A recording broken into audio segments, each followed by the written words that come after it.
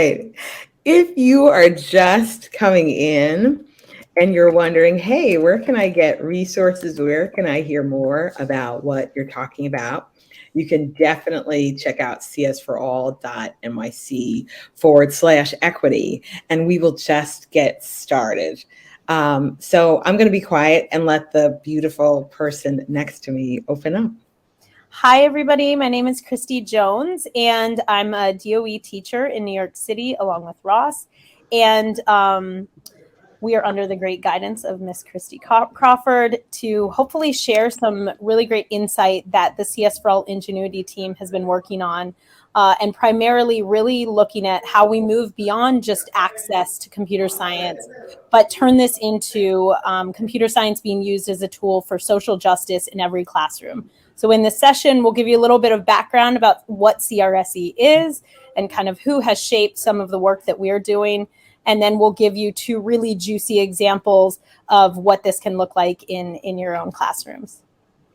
And we just have to say hi, Lauren. So Lauren, some of us, part of us in some ways, PLSCS team, Lauren is here. So that's just so awesome. So again, my name is Christy Crawford. I'm Director of Culturally Responsive Ed. Mr. Berman, you see, is moving everything for us. But Ross, I'm going to move you right along to slide 2. Right? There's our whole team. Christy Jones, as you will soon see, is our queen of power on everything social justice. And we'll keep moving you to where you can possibly tweet or tag us. Yep, you see it all there.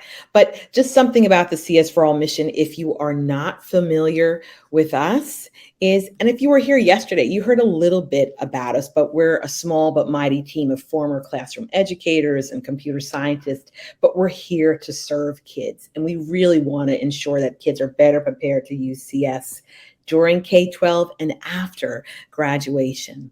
Some of the goals we've had, you've heard them ad nauseum. We can go to the next slide, Ross, but I think it's really important to talk about.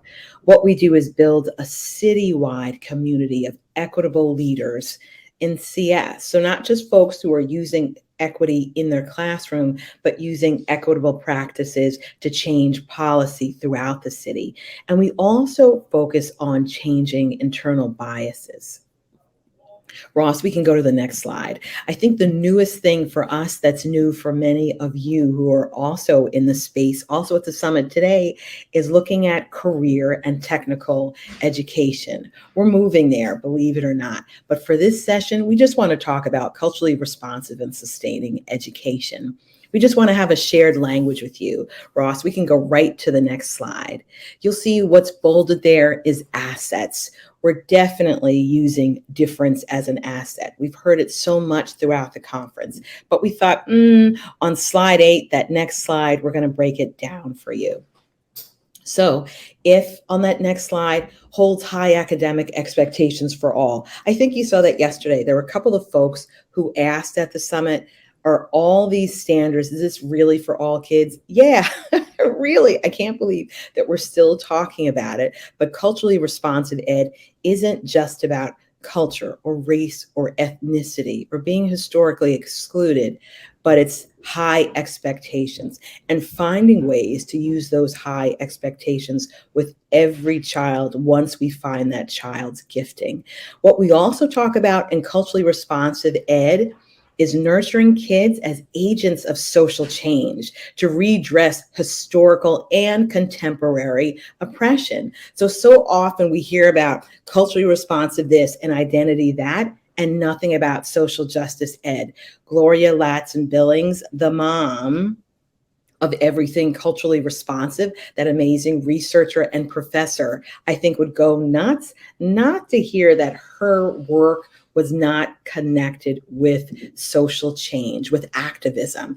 This is what we're talking about when we say culturally responsive and sustaining ed. We can go right to the next slide. The other thing that we talk about in culturally responsive ed is engaging folks in critical conversations. We mean kids who are using CS to be critical about all types of social identities and even industry. Nothing wrong with our children being able to be critical about the world around them. Take a look at slide 10. Ross is going to move that for me. Thank you very much, Ross.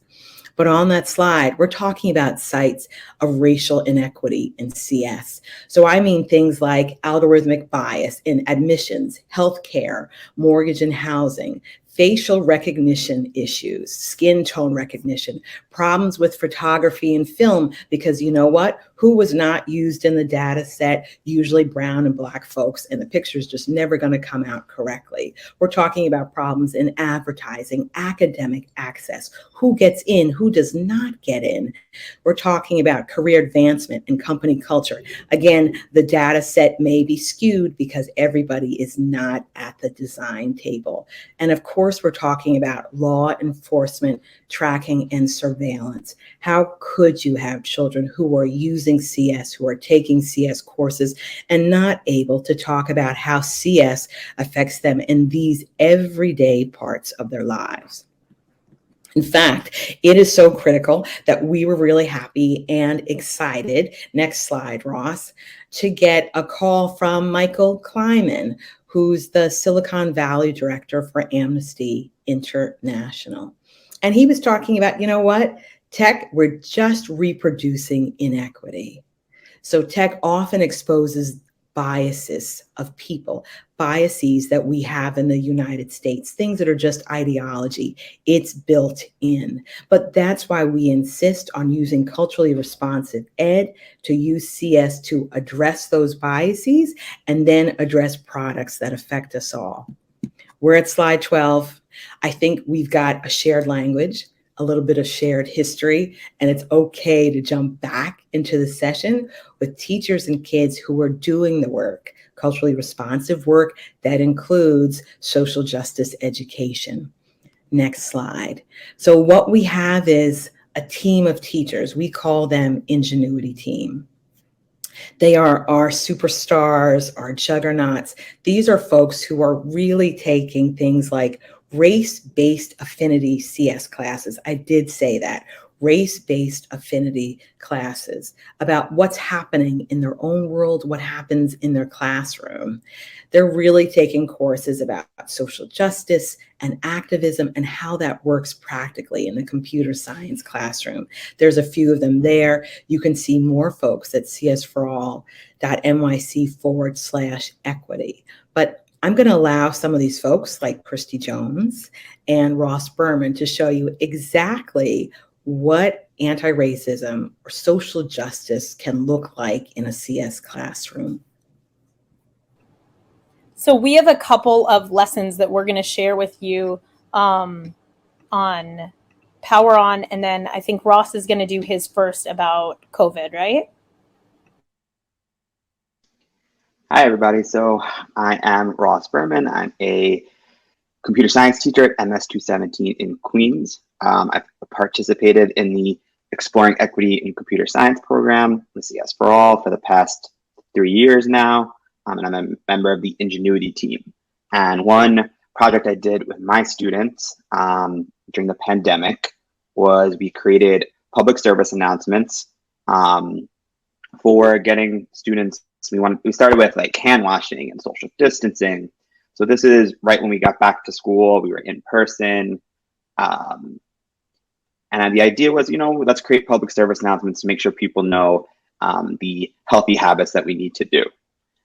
So I was very lucky that I was able to have Dr. Choksi come to my class, and students got to interview him about all of these different things. So he gave us some different problems to look at, and the students were able to ask him questions and really grill him, as Christy always says, on how can we do this? They were asking questions like, who do people trust? And they really were just finding ways to get their point across so that they can develop these PSAs using Scratch. And a really cool thing that happened was, we were able to interview him. We took what he said, took a lot of notes. We went to Scratch and started working. But during this time, the vaccine came out for younger kids, for 12 to 15-year-olds or whatever it was at the time. And Dr. Choksi came back to us and said, you know what, the vaccine is now out for these younger kids. I really need you to create a public service announcement to support this specific group. So in real time, we changed the goal of the project and we created the public service announcement for the younger kids to get the vaccine. And it was really cool because the students got to, in real time, create their projects and then present them to Dr. Choksi. And it was really funny because the students are sharing, if you see at the top right, there's a Minecraft style PSA that a student made. They made the custom sprites, they drew them all in Scratch themselves, created the animations, created the story, and showed it to Dr. Choksi. And Dr. Choksi said, wait a second, like, tell me what this has to do with younger students. Why would they specifically be interested in this? And my 6th grade student, got to speak to the health commissioner at the height of the pandemic and say, like, literally everyone this age will know who these characters are. Everyone this age knows Minecraft. And they got to teach Dr. Choksi that, this is something that, people in that age range and younger can relate to and could help with spreading this idea of getting the vaccine for younger kids. So the students really got to speak their truth to Dr. Choksi and share what they learned and what they did and what they created using Scratch at the height of the pandemic to help get this word out, to get those vaccines. Ross, I think hit your next slide or two. And I think Ross is being really humble about it, but it was project-based learning that made a difference because kids got to work through this all year. And Ross was really explicit about how we talk to power and how we prove to power that things could be different to make it more effective. Yep, Ross, I still think going ahead to the next screen.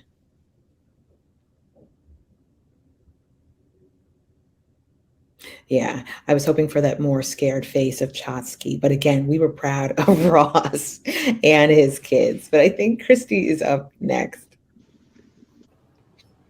Yeah, so Ross kind of handles the middle school aspect. I teach high school. I teach an AP Computer Science Principles course with juniors and seniors. And if you know AP classes, you know that the end of the year is a little bit difficult, especially with juniors and seniors who are kind of ready to be done with school. They've taken their AP exam, and then there's this lag time of what do we do? How do we use this space effectively in a meaningful way where the kids aren't going to retaliate too much for my asking them to do anything? And at the time, this amazing graphic novel called Power On was just released, I think in May, actually. So it was, thank you for the link, poweronbook.com. And I'll actually show you another resource to get it digitally, especially if you're a New York City teacher. But I use this text at the end of the year to really promote racial literacy and to talk about the diverse identities of different students who could be in CS classes and how they have their place in this space, in this world. And then students actually created an app or a game at the end of this project, which was what I call a micro unit. So it was about 3 weeks long. And we talked about some really great things. If you switch to the next slide, Ross, you can share a little more. So there are 4 teenagers that are represented in the text, and they represent all kinds of identities, race, gender, sexuality, different family backgrounds, and associations with social injustice and things that were happening in the world around them. And it tells their story as they go through computer science classes in their high schools. So they kind of transition into freshman year and they talk about, well, my class has this and somebody else goes to a different school and they have a totally different experience, which you might resonate with you if you teach CS and another school that maybe has a different CS program that looks very different from yours. And the students were really acutely aware of this. So in the story, they talk about their experiences, and then how they're going to push it forward, how they're going to change the trajectory of computer science for students in their district. And they plan this presentation that they're going to give to the school board. And, you know, I won't spoil all the details, but it's a beautiful little graphic novel. It's about 100 pages long. So I think there's 7 chapters in it, and it's a quick read. My students, obviously being juniors and seniors, went through it pretty quickly. It's probably, you know, the range could probably be as low as 4th or 5th grade with some supports built in, of course, all the way to 12th grade or even adults. Like, I enjoyed reading it. If you go to the next slide, Ross.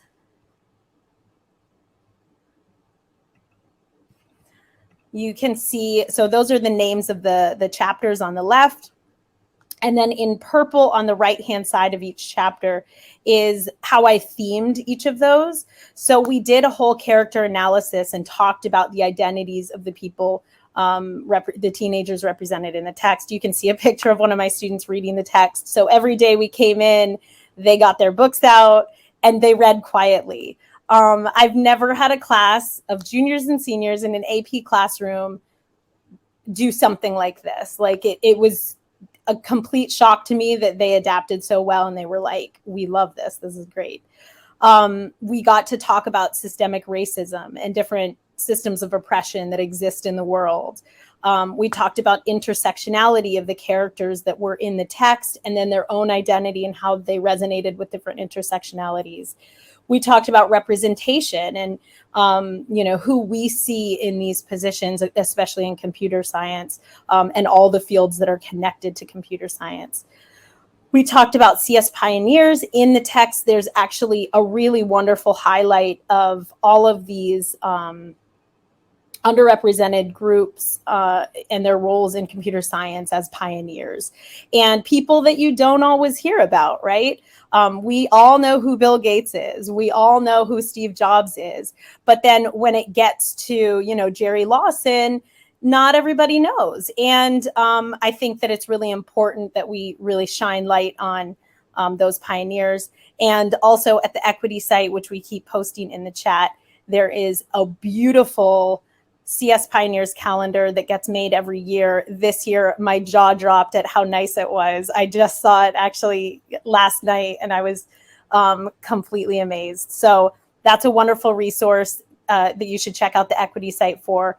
We also talk about student empowerment. So how do these students then shape whatever change they want to see? So maybe it's not CS in their school like it is in the text, but maybe it's something related to some of the bias that Christy was mentioning earlier, you know, the larger scale systems of oppression that we see. And then we talk about social justice and what that means. If we go to the next slide. So as the introduction, after we read the text, we talked about what algorithmic bias is, and talked about different scenarios in real life. And I know Christy mentioned a few earlier. Then we had students actually select a topic that they felt resonated the most with them. So if you go to the next slide, you can see some of the topics. These were all selected because I know my students, right? You want to pick things that they're going to be interested in, that they're going to have a relationship with, or, you know, they have a future thinking about. So we did facial recognition was one of the choices, credit algorithm bias.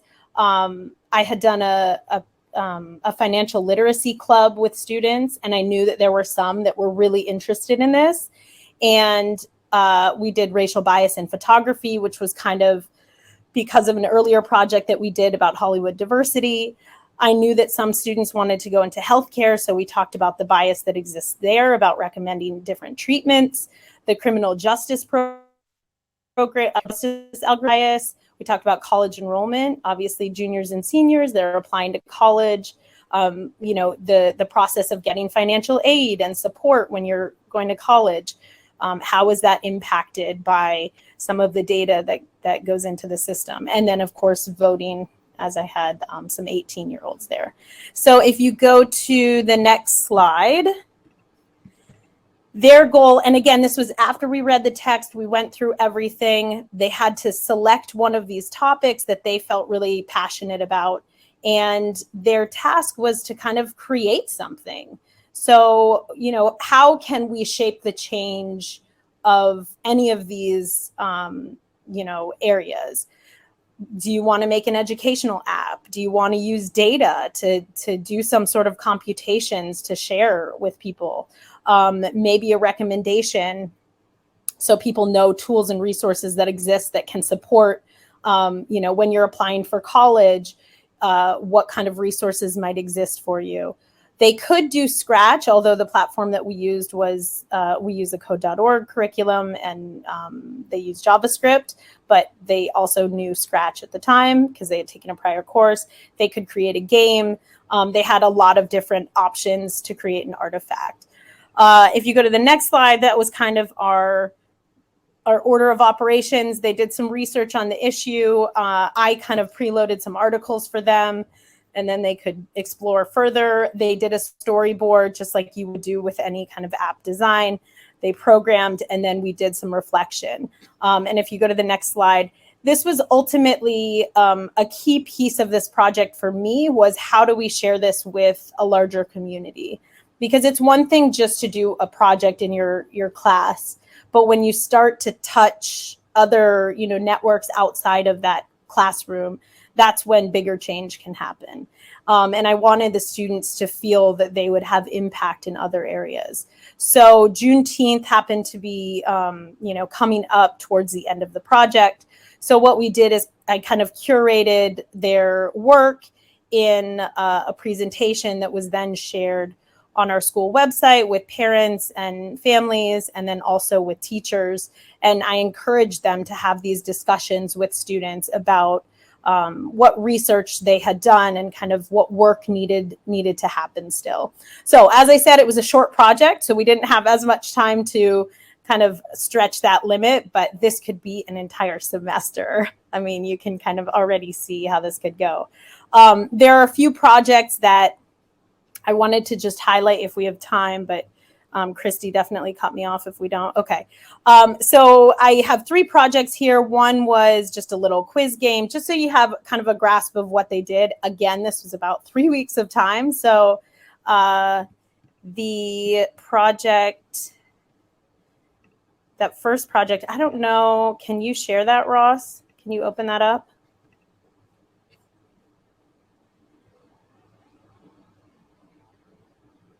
One second, I'll see if I can share it.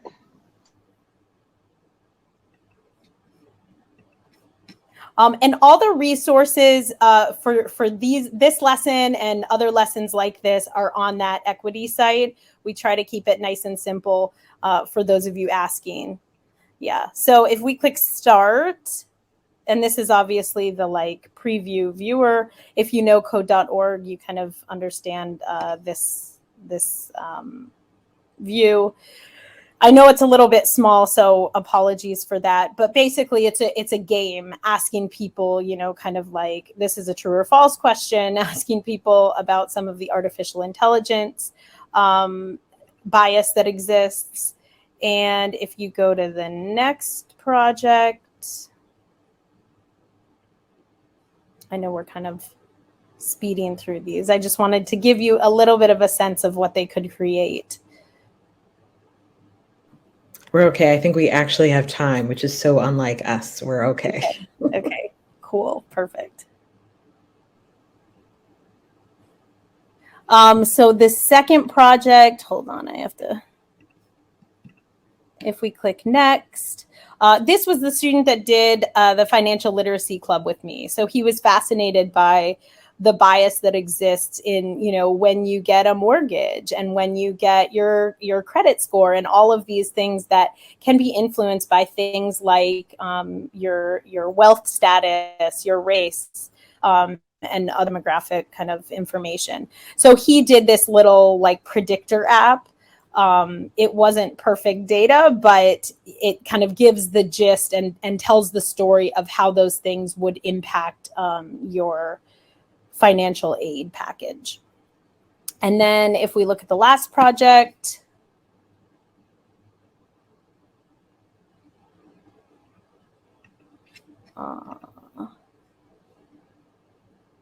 Sorry, Ross. I'm making Ross open all these extra tabs. I apologize. Next time I'll just build it into the slideshow. So this was a student who wanted to go into healthcare, I believe nursing, and she wanted to just make a simulator very similar to the last project where you're kind of like choosing something and then you're getting an output. So depending on who you click, it gives some background information on the person, and then how they would be treated in a hospital setting. And she wanted to highlight the range of care that, you know, different races might receive in a hospital. So those are some of the projects that I just wanted to highlight to showcase, you know, this isn't this huge animal that needs to be, you know, we're going to change the world in 3 weeks. But it's really about setting the stage and the impression that you can make for students to be empowered and make change and feel connected to the world around them, whether it's unfair or not. Ross, I think we can hit that last slide. So this is a miracle. This has never happened to us before. I think the universe is smiling on us today because we never have lots of time, but it's perfect just to ask questions. I don't see anything in the Q&A. I think we're okay to use the chat if someone wants to ask something or just share what's going on in your district.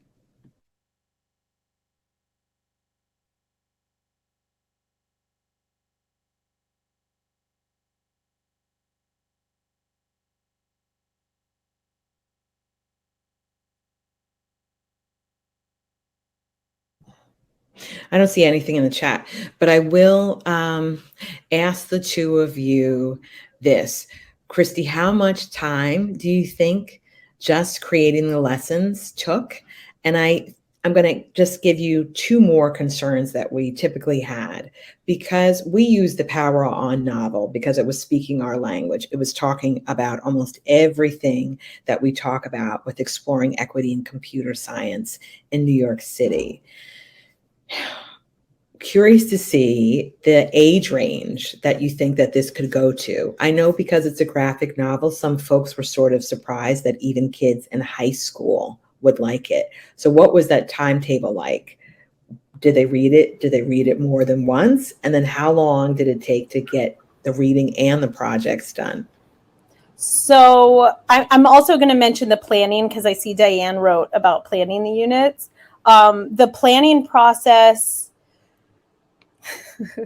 So this was kind of like a hurry up and do it situation because I had a very limited amount of time before the school year ended and I needed to get there, right? And every teacher in this space knows what that feels like, where you're like, how can I make this work?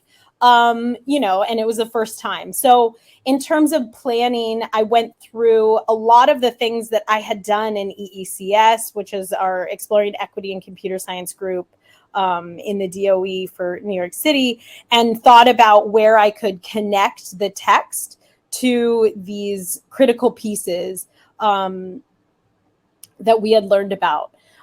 So that process probably took maybe a week or two to really iron out. But I read the text myself and I basically took sticky notes and wrote down like what themes stand out here. Okay, identity, intersectionality, representation, right? So, and after I did that, I kind of went backwards and said, okay, feasibly, what can my students do? How can I parse this out where a lesson includes a little bit of reading and a little bit of discussion? So we had about a week and a half where every day they would read 1 or 2 chapters. Again, this is juniors, seniors. I would think that maybe a middle school would read 1 chapter and then do some sort of a focused discussion or activity and kind of go back and forth. Oftentimes we had maybe a video. I know when we talked about systems of oppression, we had some videos to support that because it's not always great to just like hear from your teacher about these things that are happening in the world. You want to hear authentic voices. So we did a lot of that. And that was the balance for about a week and a half. And then they had about a week to program their apps and do research and get those things cleaned up, and then maybe another half of a week to curate that into like a reflection document and put it into a presentation. So this I would not suggest to do in 3 weeks to anybody else, but if you have 3 weeks, we made it happen. But again, in a younger grade, I'm sure that's not would not be as feasible. Yep, and I think, Joy, forgive me if I'm not pronouncing your name correctly. Teach me to do so if I'm not. But you're asking about a framework. Yeah. So we live with a couple of frameworks. New York State has put out the culturally responsive framework. That is our absolute everything. So folks like Gloria Ladson-Billings, Yolanda Sealy-Ruiz, Django Paris, anybody that has done work in anti-racism and social justice, culturally responsive work, they're the authors of that, and that's what we are working off of.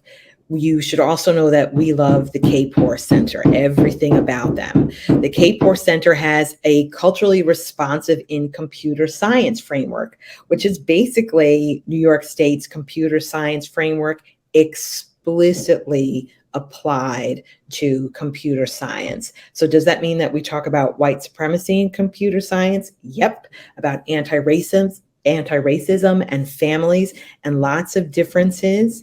It's those two things that our work is really based off of. If you come to the 11:15 session, you can see how teachers work that into their curriculum. And then I think when people see things like white supremacy, their hair stands on end. But you should be able to hear from teachers yourself at 11:15 about how that worked out for them. I think Joe had a question. Is that right? Ross, maybe, or Christy, read that off. I just can't see that. So there was a question about access to the digital copy.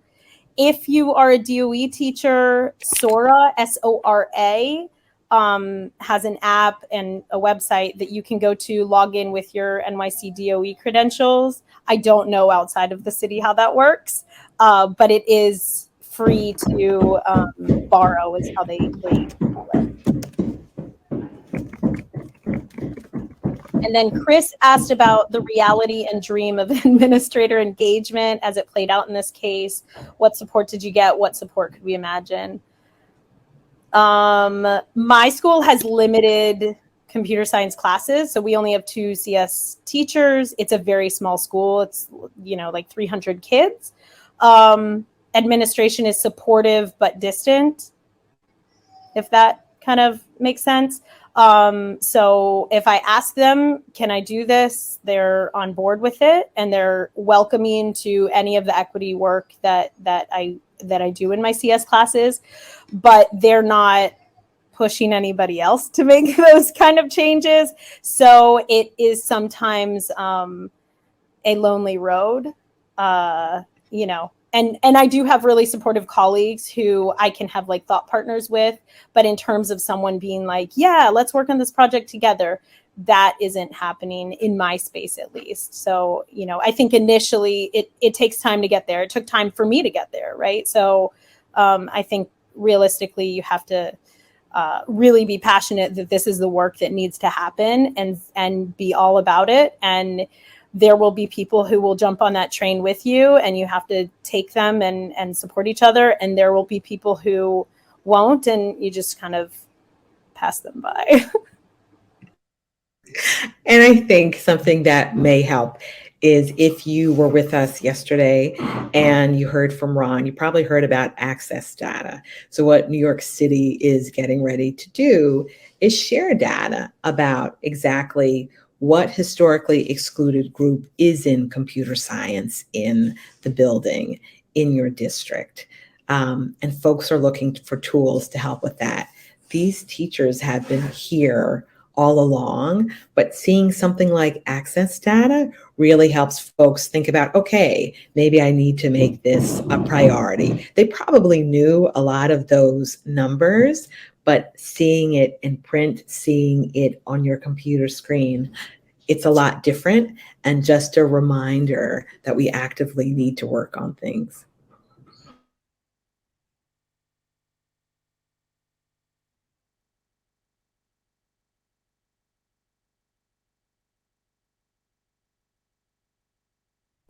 You know what, Ross, I wonder, can you also talk about some of the other projects that your kids have done and then their engagement with the projects? Ross is King Competitive. So we watch to see how he talks to his kids and what they are looking for him to do, right? Because it's usually stuff that has heavy TikTok salability that makes it in Ross's classroom.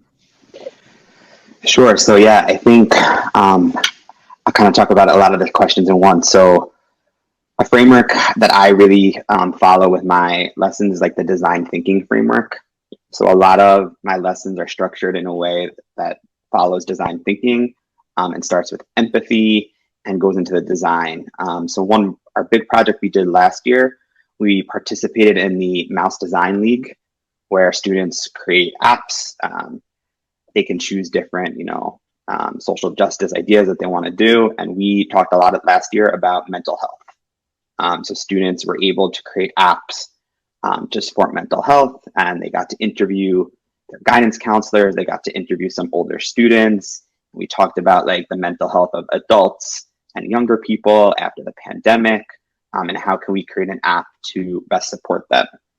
And in terms of like planning, we talk about being culturally responsive. And I think for me, I really try hard to not just be the teacher that writes out an entire plan and we follow it step by step. And I think I like to learn from my students, and we like to go through the process. And, Christy was talking about TikTok and videos. I learned my students love to make edits, which is like short videos. I think it came from like the K-pop world. So I added into the project, like we made edits to make commercials for our apps. Like that wasn't something I originally planned, but then I put it in there when I saw, my students were so interested in this edit idea. And one of my groups, actually, they were finalists for most entertaining for their commercial that they made for their edit for their app. So it was a really cool process where, the students really ended with an app. They had commercials for their apps. They coded. They talked about like the finance and the money behind their apps. So I'll share a little secret. I do have a connection at my school with Dr. Choksi and the health department. So we actually discussed how they could present their apps to the Department of Health and Mental Health. So some people, hopefully, be able to come in and we could share and discuss with the mental health department for New York City. So that was a really cool project. The students got to present it to my school. So one thing about getting admin on board, something I've learned is I always have them come in at the end of the project. So when my admin comes in and sees, they're not seeing my teaching, they're just seeing the students. So it's the student voice. They're speaking straight to my principal saying, here's my project, here's what I did, here's what I'm proud of, and I think that really, at least for my admin, really affects them. And when they see the student voice and them speaking up, it's very clear to them, like, this is something that's important. This is what we need to do more of, especially when I sit on meetings where, my admin talks about like, why aren't students talking in math class? We can't get them to talk.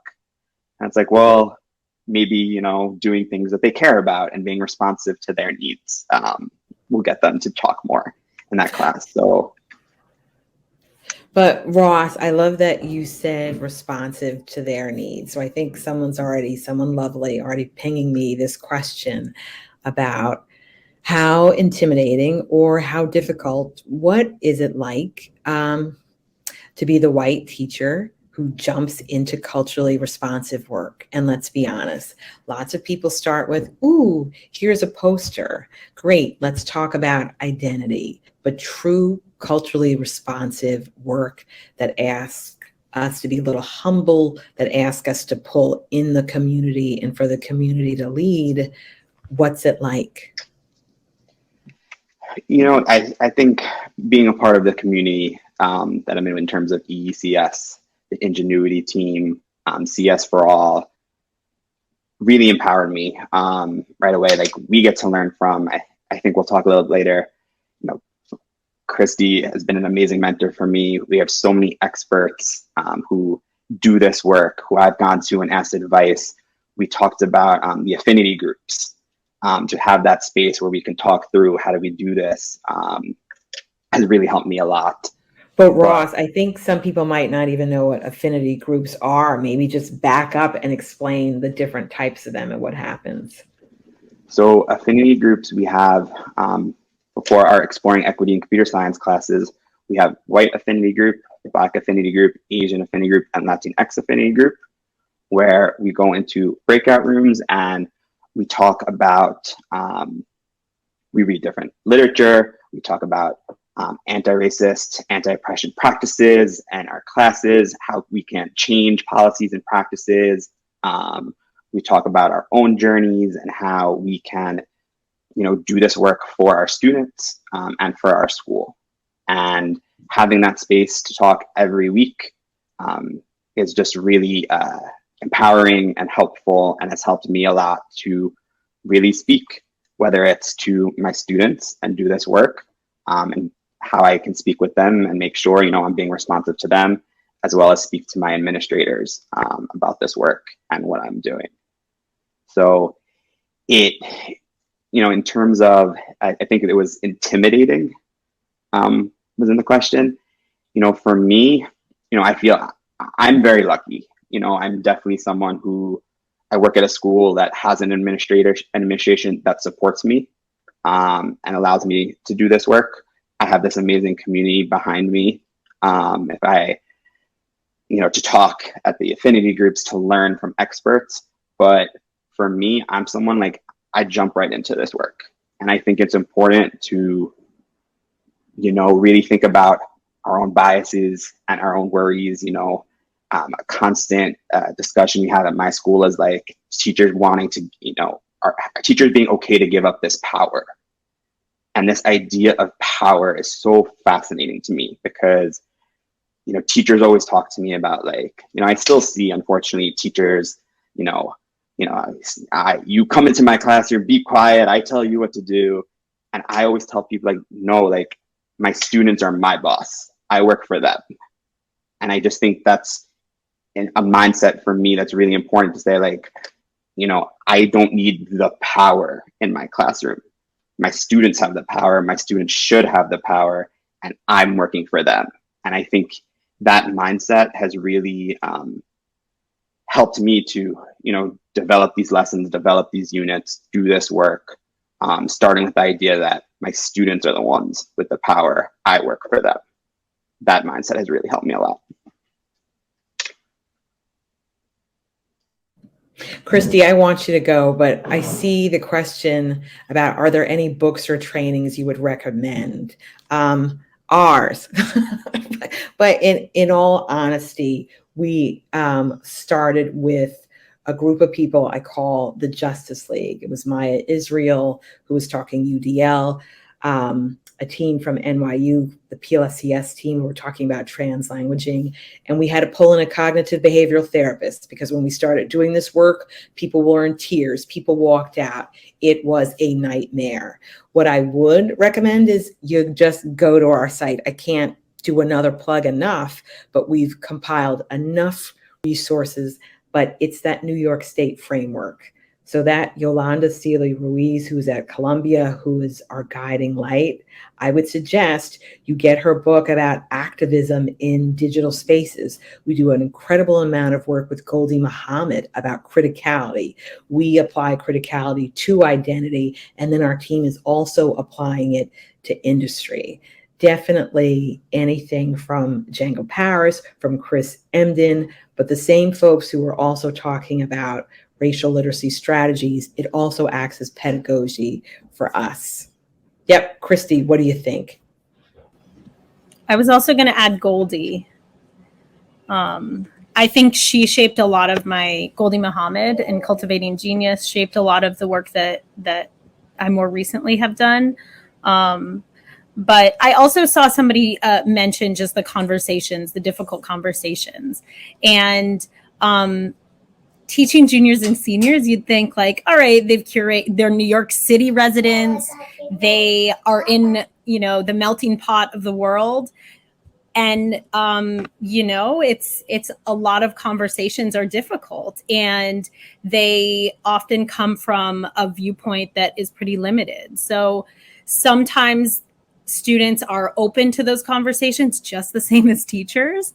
And other times it gets a little combative. There is a little, there's defensiveness, the same way that a teacher who's going through their equity journey starts oftentimes in this defensive space of like, that's not me, I'm not part of the problem. And students sometimes don't identify with what's happening in the world, or they don't see it as clearly, and they kind of see this microscopic view. So sometimes things get a little heated. I think it is really critical that teachers know, have this delicate footing of where to go and where to maybe just like take a pause, and curating this classroom of respect and love and appreciation and diversity, starting on day one. And like Ross was saying, the teachers that are like, sit down, do this, do that, it won't work in those classes. It just won't work, because that tone has already been set. And like, it's hard to undo it. So I think that that's a really big piece. And it's not going to happen overnight. There are going to be conversations that you're going to leave the class and be like, yikes, how do I undo some of this? Or, like, I have work to do. And you'll have to, like Ross was talking about, kind of re-engineer lessons based on what happened that day. So it's not easy work, but it is really important work, and exciting that everybody here is so ready to dive into this, or already is. I do have to say one more push.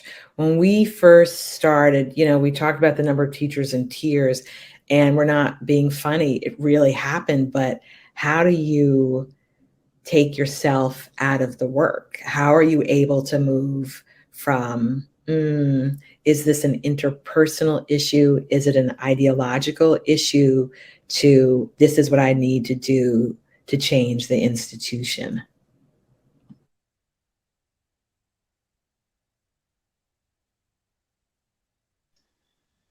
Let's quickly add, I don't know, a lesson I did to start the year this year, I worked on it last year, was, I'm sure some people have done like a classic, ask your students to draw a picture of a scientist or a computer scientist and see what they draw. And a lesson I tried this year was literally maybe the second day, was we did like a who am I, game. And I gave 10 different clues as to who this person might be. And then students discussed who it would be. And it was, I want to work for NASA. Stephen Hawking I look up to Stephen Hawking. I have this really high IQ, were some of the clues. And the students, would discuss and draw like, who is this person? Like, oh, I think it's Bill Gates. I think it's this person. I think it's that person. And then the person really was Adhara Perez, who's like a 12-year-old student from Mexico, whose first language is Spanish, who graduated college and is studying about black holes. And the students, the looks on their face when they're like, what? This is someone my age. This is someone who's, they're like, oh, this person must be from America. Their first language must be English. And to see it was someone speaking. I play a video of them speaking Spanish, talking about black holes. And some students were like, wow, like that's someone my age. That's someone I can relate to. That's someone I understand. And other students, then we say like, well, why did we picture this person versus who it really is? And I remember a student said to me like, oh, I thought I did that because I'm sexist. I thought I did that because I'm, and this brought up the two conversations of some students like, wow, I can, that person is my age. They look like me. They speak Spanish. And then other students were like, oh, I thought I'm sexist. And day 2 of class, like brought up these amazing conversations that people started talking about. And I think, starting that from basically day 1 really I'm not saying it's an easy conversation, because it's going to be hard conversations, but starting from the beginning and giving everyone those voices and starting that from the beginning, I think is really helpful in the classroom.